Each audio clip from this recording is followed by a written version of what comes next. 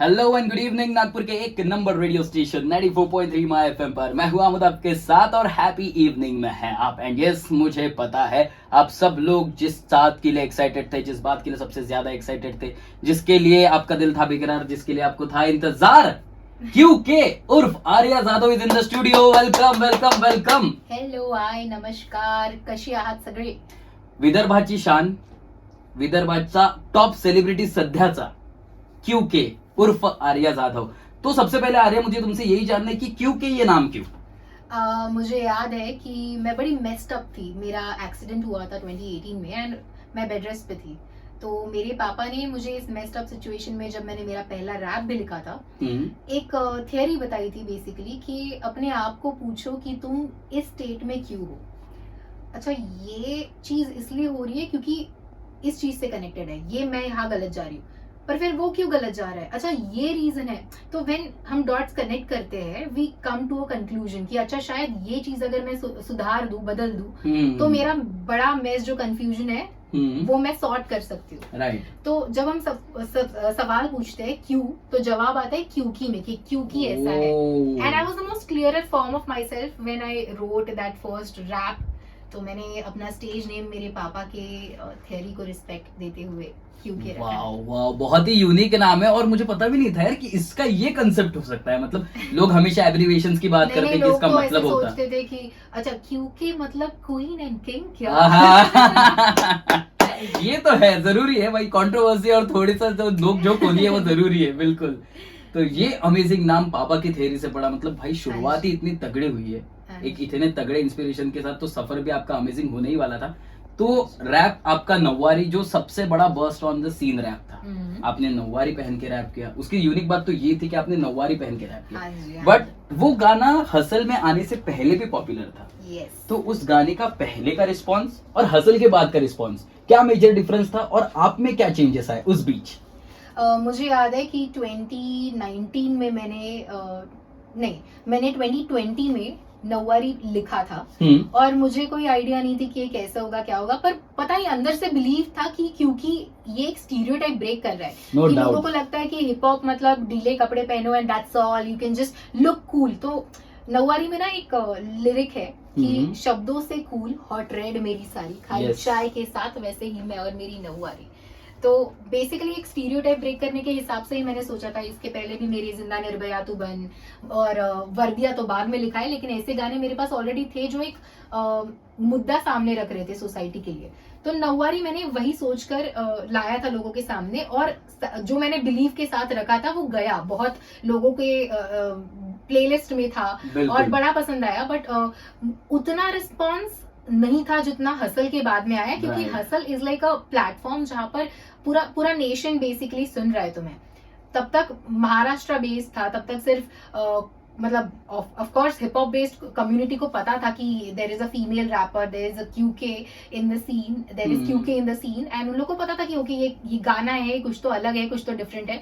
और पर तब अचानक जो शिफ्ट अप हुआ हसल के बाद में, that was a big major change, क्योंकि एक पुणे हिप हॉप पेज है जिन्होंने डाला था नौवारी, और वो वायरल गया था, पूरा 15 million views and everything, and पूरा वायरल गया एंड लोगों को बड़ा पसंद आया, लोगों तक पहुंचा, एंड वही पहुंचना जरूरी था। मुझे पता था इस बीच जो भी दिमाग में थॉट्स थे बस यही थे कि लोगों तक पहुंच जाए, क्योंकि बाकी तो गाने मेरे पास में है, मैं तो बनाते रहूंगी।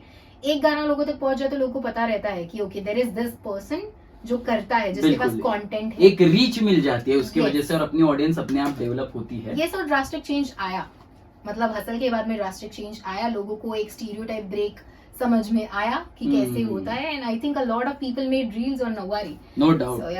यार मुझे एक बात बताओ, विदर्भ जो हमारे रीजन की हम बात करते हैं, यहाँ इतना एक्सपोजर नहीं है। हाँ, आज के जमाने में है, यहाँ पे लोग आज के जमाने में भाड़ काम कर रहे हैं, क्योंकि रील्स, इंस्टाग्राम, इन सारी वजह से एक्सपोजर मिला। बट जैसे तुमने कहा 2020 डिजिटल रिवॉल्यूशन था, लेकिन इतना नहीं था। सो वहां से तुम्हारा ये जो फ्लो है, तुम्हारे ये जो शब्द है, तुम्हारी ये जो पकड़ है रैप के ऊपर, वो कहाँ से ओरिजिनेट हुई? ये कहाँ तैयारी की तुमने? मतलब मुझे तो लगता है कि जितने भी मेरे शब्द अभी तक आए हैं वो गजलों से आए हैं या फिर बॉलीवुड के सॉन्ग से ही आए हैं। मैंने कभी रीडिंग की है, मैंने बहुत बाहर से आए हैं। मुझे naturally he I think 8th standard में मैंने हनी सिंह का फीमेल वर्जन बनाया था ब्रेकअप पार्टी का। वाओ। तब मुझे कोई आइडिया नहीं थी कि ये रैप है या ऐसा कुछ होता है, तो मैं बस लिख रही थी, लिखते ना, तो when you right every day तो तुम शार्पन करते हो अपने आप के स्किल को, तो वो करते ही हुआ है। और वो मुझे एक लिरिक तुम्हारा बहुत अच्छा लगा था, नेक्स्ट जो गाना था विराट मी कशी होते पहाड़, क्या जबरदस्त वो लिरिक्स था। और मुझे एक बात बताओ, जो मैक्सिमम अभी हसल के तुम्हारे गाने पहले लिखे थे वो गाने अभी हसल पे गए, तो उधर ऑन स्पॉट जो नए गाने बनाए उसमें से कौन सा गाना तुम्हारा फेवरेट है? आई थिंक राजा राजी और आईना। आईना तो अमेजिंग था, बहुत अमेजिंग था। तो जब ये गाने तुम्हारे बनते और हसल के प्लेटफॉर्म पे रिलीज होते तो उसका एक टेक्निकल सवाल, क्या कॉपीराइट तुम्हारे पास होता है उसकी रॉयल्टी का, या चैनल ओन करता है? ये सब चीजें तो आपको ऐसे एकदम चैनल को पूछना चाहिए, क्योंकि हम लोग कॉन्फिडेंशियल चीजें बाहर नहीं बता सकते। बिल्कुल, मैं समझ गया, मुझे मेरा जवाब मिल गया। बीच में एक टेक्निकल सवाल मुझे पूछना ही था, क्योंकि जो YouTube पर तुम्हारा कंटेंट तो पहले से ही था, बट एनीवेज उन्होंने आपको जो फेम दिया है इट इज कई ज्यादा उसके मुकाबले जो तुम्हारा एक्सपोजर है। आई don't think fame is a subjective word. मुझे लगता है कि मुझे बस लोगों तक पहुंचना था, क्योंकि बहुत सारी रीच बोलते हैं हम, रीच दिए, रीच दिए, क्योंकि फेम तो इट्स लाइक, मैं तो कभी इस चीज को ऐसे देखूंगी नहीं कि लोग मुझे आके ऐसे ये फेम, मतलब फेम ना बहुत ऐसा हो जाता है कि लोग आ रहे फोटो खिंचवा रहे, ये सब चीजें एकदम, I don't see it as glamour, I see it as love, I see लोगों का प्यार, और वो नेचुरली जेन्युइनली जितना है उतना अच्छा। ये बात बहुत परफेक्ट बोली तुमने कि फेम इज सब्जेक्टिव, डिपेंड करता है ये सॉन्ग टू सॉन्ग, लेकिन ये जो प्यार है वो हमेशा बरकरार रखता है। जो आपके फॉलोअर्स है या आपके फ्रेंड्स है, जैसे कि आप कह रहे हो कि यार मेरे फॉलोअर फैंस नहीं, ये मेरे दोस्त है जिनके साथ मैं प्यार जो उनका मुझे मिल रहा है, तो I am overwhelmed by that. और कैसा होता है ना कि कभी कभी जब यू फील एट योर लोज, उस टाइम पर यही लोग जो प्यार देने वाले रहते ना, यही मैं देखती हूँ उनके कमेंट्स आते कि क्योंकि डोंट वरी, यहाँ पर एक परफॉर्मेंस असल में अगर थोड़ा आड़ा गया तो लाइक डोंट वरी, हम है तुम्हारे साथ में, तो ये प्यार कमाया मैंने। Exactly, amazing. सो अभी हसल में इतने सारे गाने हुए, तुमको जो इंस्टेंट रीच मिली, तुमने इतना बढ़िया काम किया, सो आगे क्या आ रहा है? आगे मेरे बहुत सारे गाने आ रहे हैं और शोज चल रहे हैं, बहुत जल्दी परफॉर्म करेंगे नागपुर में भी। बिल्कुल बिल्कुल, बहुत जल्दी आप नागपुर में परफॉर्म तो करोगी, लेकिन मुझे एक, तुम्हारी फैमिली भी यहाँ पर है, तो इन सारी चीजों के बीच उनका सपोर्ट कितना मायने रखता था? मुझे ऑनेस्टली याद है कि हसल में भी एक दिन, मतलब मम्मी तो हमेशा कॉन्स्टेंटली एवरी डे मम्मी के कॉल्स आते थे कि आर्या तू ठीक है ना, डोंट वरी, बस अपने काम पे ध्यान देना, ये सब चीजों का कभी सोचना मत कि कैसा चल रहा है बाहर, हम लोग देख रहे हैं, लोग बहुत प्यार दे रहे हैं। तो मम्मा वाज ऑलवेज सपोर्टिव पहले दिन से। इनफैक्ट मम्मा की वजह से ही आई थिंक मैंने मेरे राइटिंग में इतना शार्पनिंग आया है, because my mamma used to write जब शी वाज इन कॉलेज, तो मम्मा राइटिंग में पहले से बहुत सपोर्ट करती है। और पापा का इतना नहीं था, मतलब था, बट आई रिमेम्बर कि हसल में मेरा परफॉर्मेंस के लिए मैं प्रिपेयर कर रही थी और चिट्ठी लिख रहे थे मैं और यूके रैपी बॉय। चिट्ठी बहुत सही गाना था, तो मैं अभी भी नहीं भूल पाया वो हुक, चिट्ठी हवाओं से जो आई है। तो हम लोग लिख रहे थे, उस रात को हम लोग लिख रहे थे, और हम टेंस थे कि पता नहीं क्या होगा कैसा।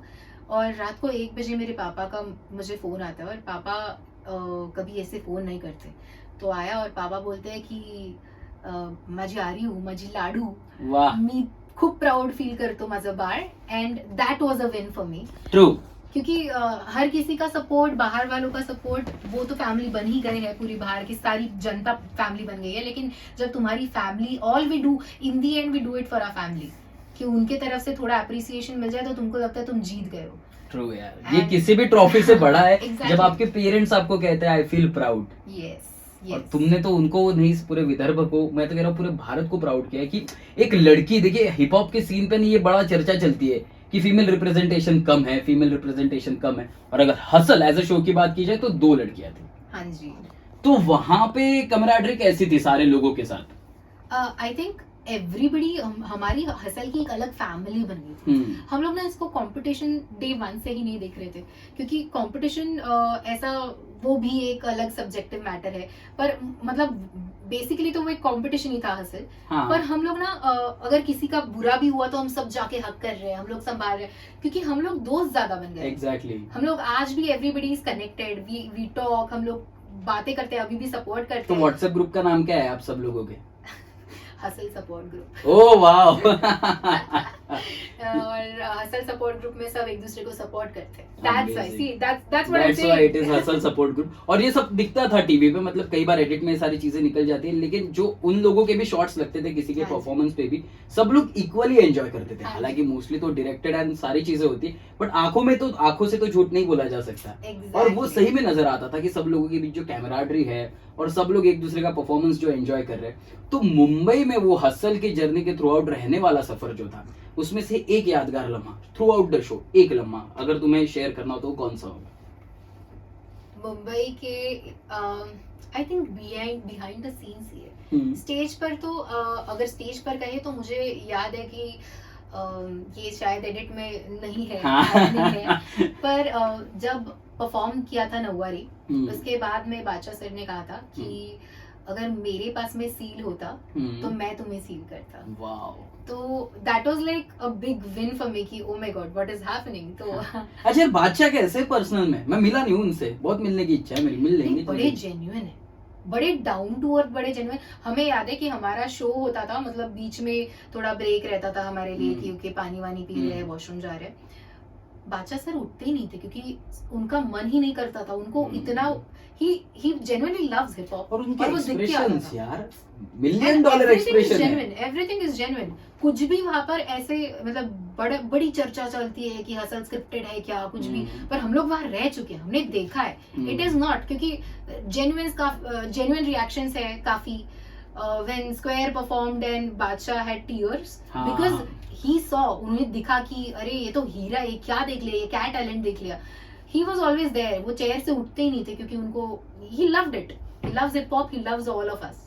और किंग तो यार रॉक कर रहे। अभी मुलाकात होने वाली थी हमारी, लेकिन कुछ इश्यूज हो गए उनके शो के पहले, बहुत सारी चीजें थी, इसलिए मुलाकात नहीं हुई। But next time he will be in town, हम मिलेंगे। लेकिन आपका एक्सपीरियंस कैसा था? किंग तो भी किंग बन चुके हैं यार। हाँ जी, मुझे एक बार बड़ा कंफ्यूजन हो रहा था कि मैं क्या परफॉर्म करूं, क्या है जो लोगों को, मैं बड़ी मतलब आई वाज वेरी कंफ्यूज्ड जब मैं बैक स्टेज थी and King came to me and King told me that Arya तू वो कर जिसमें तू अच्छी है।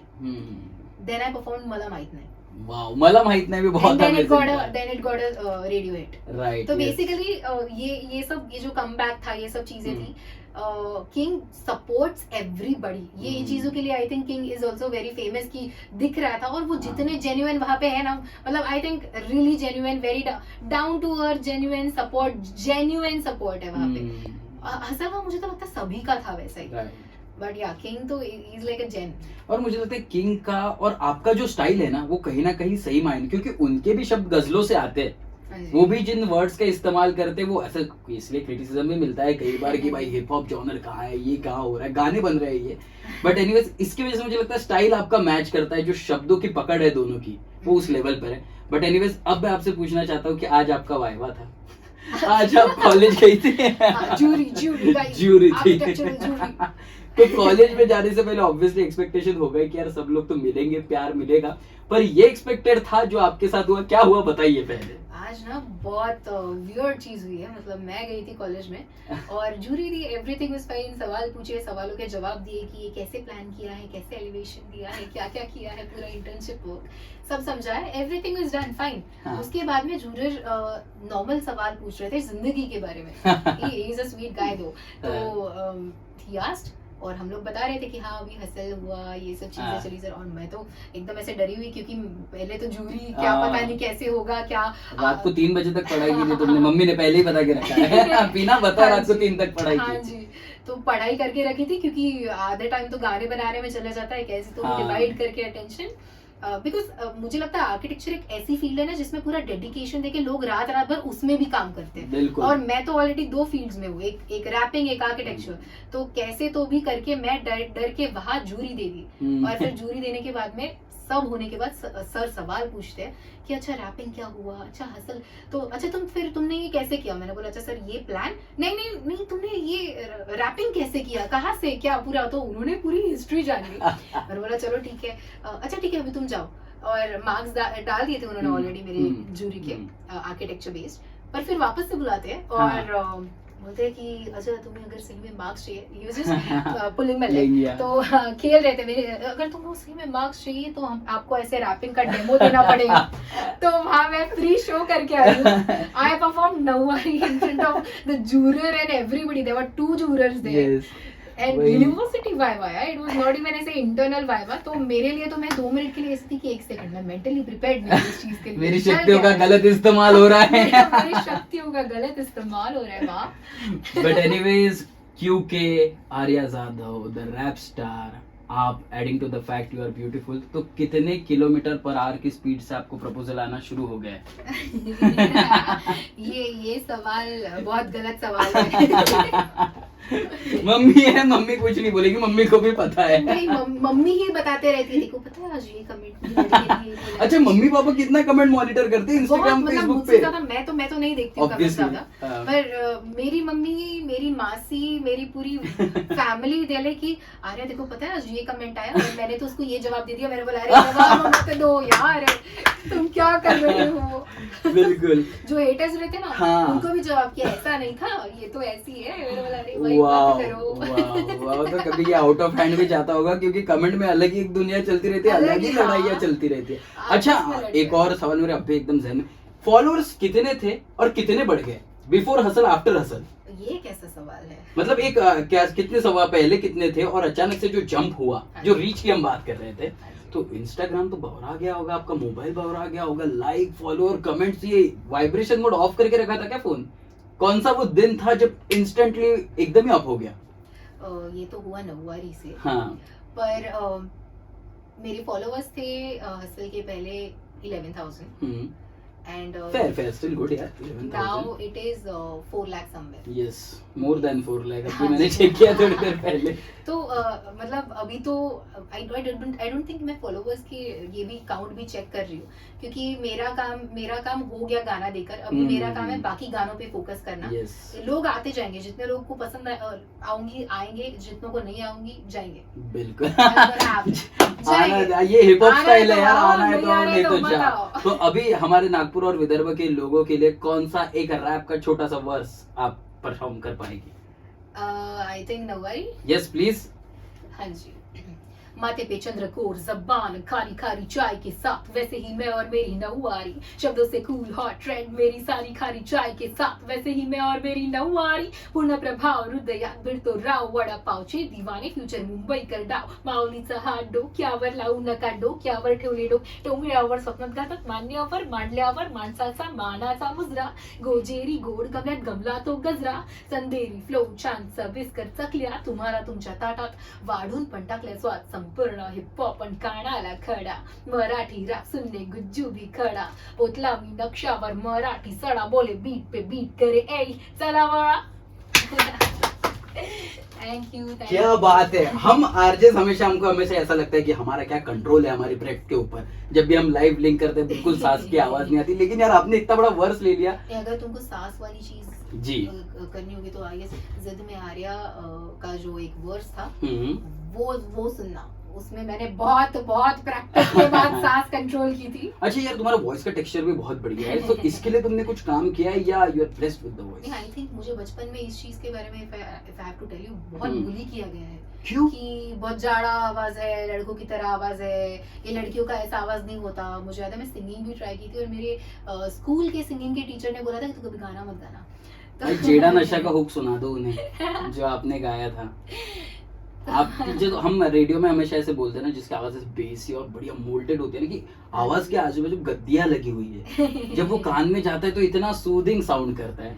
सो यार बताओ, पहले ऐसा ही होता है, पहले वो तुम पे हंसते हैं, फिर तुम्हारा मजाक बनाते और फिर तुम्हें एग्जाम्पल सेट करते, वैसा ही आपके साथ हुआ है आर्या। हाँ जी हाँ जी। Once again thank you so much for your time. और जैसे कि मैंने कहा कि विदर्भ की आप शान हो और विदर्भ का आप मान भी हो, जो आपने नौवारी गा के किया है। और एक जाते जाते सवाल मेरे दिमाग में एक ना एक सवाल आते ही जा रहा है, हर एक रैप में आपने एक मराठी एलिमेंट कभी नहीं छोड़ा। हाँ जी। सो ये पहले से दिमाग में था कि मैं अपना मराठी टच नहीं छोड़ूंगी, और इसकी वजह से आपको एक नीश क्राउड भी कंटिन्यू फॉलो करता था, पूरा महाराष्ट्र से आपको एक सपोर्ट मिला, प्यार मिला। हाँ जी। हालांकि सृष्टि भी she was also from Maharashtra, पर उसने ये एलिमेंट कभी नहीं लाया।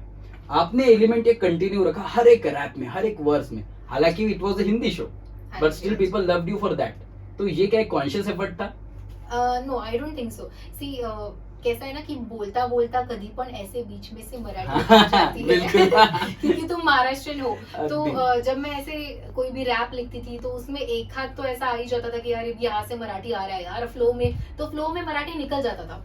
बट इट स्टार्टेड विथ नौवारी, जहाँ पर मतलब मैंने एक वो स्टीरियोटाइप ब्रेक करने के साथ में ये भी सोचा था कि अगर मैं सिर्फ कपड़ों से ही दिखा रही हूँ कि आई एम मतलब हिप हॉप बेसिकली ऐसा है कि लोग ना बताते हैं कि I am gonna show what I am. True. तो मैं अपनी ओरिजिनलिटी दिखा रही थी दैट मैं महाराष्ट्रियन हूँ. मैं कपड़ों से ही नहीं, तो मैं अगर मेरी जबान में भी है मराठी तो मैं मराठी दूंगी, मैं लाऊंगी लोगों के सामने, उनको सुनाऊंगी. तो वो चीज मुझे कंटिन्यू रखनी है. बेसिकली जरूरी नहीं कि मेरे हर गाने में आएगा. There are lot of songs जिसमें अभी मेरे मराठी नहीं है, जो आने वाला है. But I would really like कि मैं मराठी ऑडियंस को अपना मराठी टच देते रहूं. बिल्कुल, क्योंकि वो प्यार दे रहे हैं मुझे, मेरे मराठी को प्यार दे रहे हैं, तो मैं उनको वो देती रहूंगी जो उनको पसंद है. बिल्कुल, आप विदर्भ की शान हो, आप महाराष्ट्र की शान हो, ऐसा ही काम करते रहिए. और आपके अगले जब गाने रिलीज होंगे हम रेडियो पे भी रिलीज करेंगे यार, फॉर श्योर. क्योंकि रेडियो पे गाना बजा मतलब रेडियो हिट है. और आप रेडियो पे once again thank you so much. और नागपुर और विदर्भ की जनता ने जो आपको इतना सपोर्ट किया, इतना प्यार दिया, जाते जाते आप और उनके बीच से मैं हट जाता हूँ. आप और विदर्भ के लोग हैं, उनसे अगर 1 मिनट बात करनी होगी तो वो क्या होगी? आप लोगों की वजह से हसल में बहुत प्यार मिला. आपके वर्ड्स जितना आपने म्हणतात ना आपुलकी दाखवली आहे तुम्ही माझ्यासाठी, मेरे लिए तुमने जितना प्यार दिया है उतना मुझे नहीं लगता कि बाकी पूरी इंडिया ने दिया होगा. शायद दिया होगा, तो थैंक यू इंडिया वालों. बट अपने विदर्भा वालों के लिए एक अलग कनेक्शन है मेरे दिल में. तो ऐसे ही मेरे गानों को सपोर्ट करते रहना, अपना प्यार बरकरार रखिए. And I love you guys. Thank you. क्या बात है. आर्या जाधव उर्फ, क्योंकि इन्होंने सारे सवालों के जवाब दे दिए, लेकिन मम्मी खड़ी थी इसलिए इस सवाल का जवाब नहीं दिया. कितने किलोमीटर पर आवर से इनको प्रपोजल्स आते हैं. But you can imagine, because I already said adding to the fact that she is beautiful. And beauty with brains काफी रेयर है, लेकिन यार ये रेयर कॉम्बिनेशन हमारे विदर्भ का है, हमारे नागपुर का है, अमरावती का है. तो we are already proud of you. Thank you so much.